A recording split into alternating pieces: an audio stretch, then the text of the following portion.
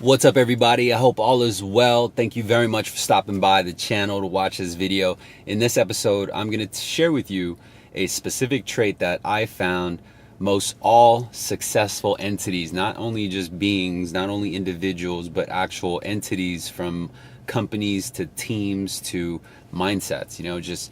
It's this common trait that they all share. And I'm going to share that one trait with you in this episode. And if you haven't by now or already had a chance to check out the last video right before this, that's what I was talking about, was that in this video I'm going to go over that one single trait that I believe when we are able to identify it, study it, and develop it over time, we're setting ourselves up for just major success, because we are essentially changing our method from exchange of time for money to basically turn your time into money, right? And so you're in essence learning how to automate a system so that it functions and produces results for you, with or without you. And it's just kind of an engine that just automatically works and operates in unison.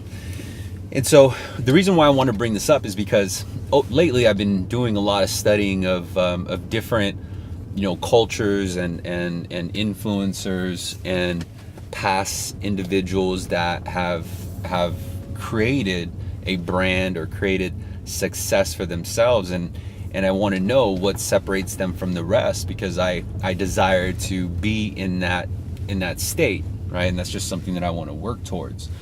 And if there's something that you want, like right now, whatever it is you want, no matter what adversity you're experiencing right now, no matter what limitations you believe you have right now, until we open our eyes to realize what tools and opportunities we have in front of us, right? Like, technology has literally created a bridge for us to venture into parts that otherwise would have never been a possibility just 10 years ago. And it just the growth rate of technology and the advancements that we have to look forward to, and I'm finding all this out in my research, by the way, but what we have to look forward to is just impeccable. And until we actually have the humility to accept what is taking place, because what I mean by humility is because sometimes we are stubborn to just kind of stay in our comfort zone. We're stubborn to do the norm. And until we think outside the box and actually take a step outside of our comfort zone, we don't allow ourselves to grow.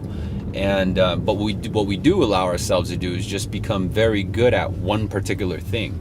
And it's because it's within our comfort zone. It's just part of the process. It's like clocking in and clocking out. And the same thing applies to operations. You don't even need to be in sales. It's just one process that you do repetitively, or that you do repeatedly that you do repeatedly to achieve a specific result. And so the common trait that I found was studying these influencers, studying these successful people, is that they all have the ability to delegate. Delegate meaning that they have identified through self-awareness that they are not good at all things. And the reason why I bring this up is because I see it time and time again where, salesmen will try and do everything involved within the process. And most in particular, mortgage loan officers. Because the process from open to close is not a quick transaction. It's a 45-day trial. So it's about 30 to 45-day long journey that you're going through.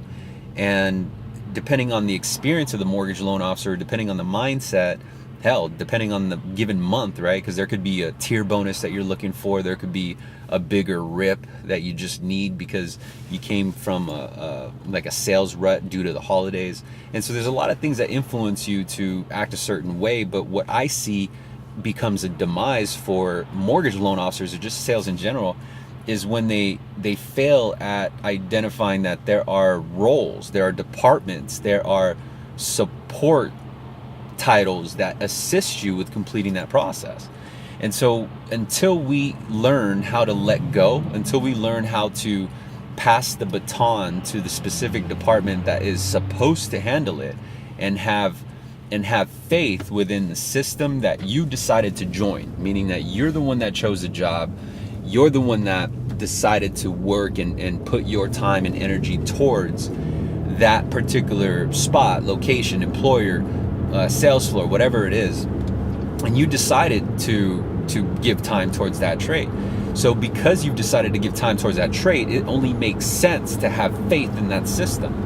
And so if you have faith in the system, you will confidently hand the baton without feeling the need to babysit or do shit that's not supposed to be done by you. And where it becomes a challenge is loan officers believe that they're going above and beyond to do the extra work to earn that title or to earn that equity. But you have to realize that if you take on all that work, it is natural for others to expect it, right? Like people just get fucking comfortable and be like, oh man, I got this loan officer, they're gonna do all the work. Shit, I'm not gonna touch this file, I'm not gonna talk to the bar, this LO's great. And that's good, I mean, they'll love you, but at the same time, you can't get mad at them for leaving the baton in your hands because you kind of set up that expectation. You spoiled your processors, you spoiled your operations. And it's good. I mean, it's good to know all the facets and all the departments and what they do. That's important. But you have to delegate and faithfully give them their opportunity to complete their job. That's their job. And where I see it become an anchor to salesmen and loan officers is because they carry all the weight in their shoulders. They're making room in their day to do things that are supposed to be done by other departments, right? And because they're making room to do other people's work, they now have to remove something from their calendar, and typically that has to do with new sale origination. And so the sales origination, you already know, it can't stop. Every single day you have to produce a sale, you have to sell something. And where it becomes a challenge is that, you know, there's just so many hours in a day, is you have a limited amount of time to accomplish that objective. And what I've noticed from these influencers and from those who have grown to become great, and even the top producers right now in any industry, is their faith in the system. They are more than willing to delegate the responsibility or the duty of operational work or support work and faithfully give it to that department. And so the question is, well, Daniel, how can I have faith in a department? These fuckers don't work. They don't ever call. They don't ever reply back. They don't ever respond. And my answer to you is that whenever you run across a situation or delay, not just this one, but you have to look at it as a whole so that you can fix the root problem, not just fix the delay in front of you, right? It's like a Band-Aid. So you're gonna cover it up, let it get through, but you're not gonna fix the actual process, the situation, where it rooted from. And until you fix where it rooted from, it's gonna continue to happen again and again and again. And why I bring this up is because where it roots from is because we are the ones that took the baton. We are the ones that took that extra step to go above and beyond the call of duty, right? And now we have that affixated to our name. And so when operations pick up our files, they are already expecting a specific, approach that you would take, and ultimately it's like us. We buried ourselves, and if you're currently going down that path, I'm not saying you're doing anything wrong, but just be careful and understand the root of your delays when it comes to crunch time, right? And what it does is it builds this animosity, it builds up this kind of just this frustration because we look at it a specific way and we go above and beyond and do our duty. And when we ask those operation roles or that loan processor to do something for us or do us a solid on a file and they don't deliver, we get upset because we are the ones that we're always delivering. We work so hard to do their job, and what it does is it builds this animosity, builds this regret that we take on our shoulders because we're like, man, fuck that loan processor, or fuck that processing manager, or fuck that underwriter, because we want them to do what we do, and it's take the initiative. But until we understand how both operations and sales works together, we're not going to understand what duties to delegate to them. And so imagine if you didn't have to do all the other side shit that you're doing right now. Imagine if you had your support roles in place, which you already do. It's just a matter of you finding a better way to communicate with them. and you had the ability to delegate rather than take it all on, how much more time would you have to do what you're best at, which is sales? How much more time would you have to do what you're good at, which is generate revenue, right? And that's the whole focus of being on sales. But the problem is, though, is when you decide to do the sales, then you do the processing, then you do the underwriting, and we believe it's being proactive. But what you end up doing is doing the tasks that other operation roles are supposed to do. And when they come in, they see you do it, they either have to fix it because it wasn't done their way, it wasn't done correctly, or worse yet, they take advantage of you and they expect it to be done on every single file. And that one file is going to come along where, you're not going to do it and you're expecting them to do it, but because you already built that kind of just that impression, you've already built that, that reputation, they're going to expect it from you. So you can't get mad at that. But again, going back, in my punchline is learn how to delegate, learn what you're good at, and learn what other departments are supposed to do, so you don't have to carry it on your plate. You don't have to carry on that weight. I don't want you to do every single thing, get burnt out, have one good month, and then be completely deflated going into the next month because you perceive that you have to do a lot of work. And you're thinking this way because you are taking on that much work. So almost in essence, it's like you're putting your own roadblocks in the way. You're taking on too much. And you can only take so much, right? Like there's going to be a point where you're just going to snap and you're like, man, fuck this place, man, I got to do everything. No one appreciates it. No one's doing anything for me. And you start going inward, right? Like, oh man, I'm the best. I'm the strongest asset this company has. I do all the work. And it is us that actually put us in that position. And therefore it becomes this rigorous circle because we don't identify that it all started with delegating the responsibility, right? So let that role do their role, let them do them, and I'm going to do me. I just need to understand what they do so that I can better execute a plan to complement this engine, complement this process, complement the sequence of events that your files go through or your sales go through. And so if it goes from you to a processor and then to an underwriter and then to a funder and then to escrow, you already kind of know the roadmap, but you shouldn't be dabbling in every single department, monitoring every single department, stocking every single department, and babysitting your entire file through the process. You are going to counteract your efforts in trying to build something good.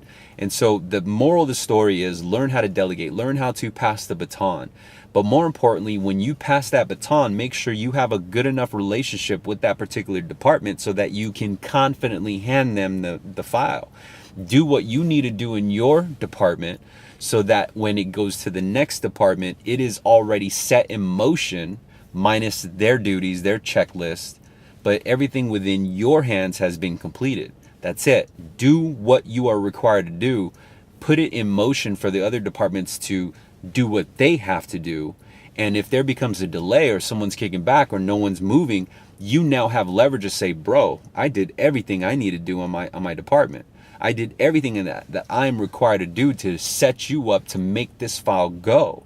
And you couldn't reply back. You couldn't do me a solid and make sure that this file went through. Instead, through proof of looking at the con log, through proof of sent emails, all these efforts of trying to get you to cooperate, you didn't cooperate. Now you have the right leverage. Now you have the right image and reputation of saying, yo, Daniel, he's a legit loan officer.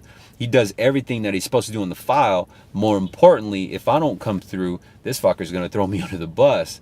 And I can't necessarily throw him under the bus because he's doing all that he has to do. That's what you want your loan officers to think, or your loan processors to think. And so put some thought to that. How many things are you doing right now that is not supposed to be done by you? How many times do you get mad at doing the things that you chose to do that are not your responsibility? How often are you frustrated because you're taking on too much weight and now you believe it's an anchor to your progress? Now you are firm and confident that because of that, you are not able to succeed. and then realize that it was you that put it in the situation. And I don't mean to be a Debbie Downer. I don't mean to say that it's because the world's fucked up. I don't mean that. What I'm trying to do is actually come to an open agreement and be honest. You know, what is truly holding you back? And if it is the perception that you need to do more than you need to do, well, who fucking chose to do that? Right? So put some thought to that. I hope this video helps you. Leave your comments below. If this is your first time watching Sales Remastered, check out the playlist, look at the blog, and definitely sign up for that sales script. It's a money script. It's going to position you properly to withstand and survive the resistance that we're going to face in 2018 as salesmen. I'll see you on the next video. Bye.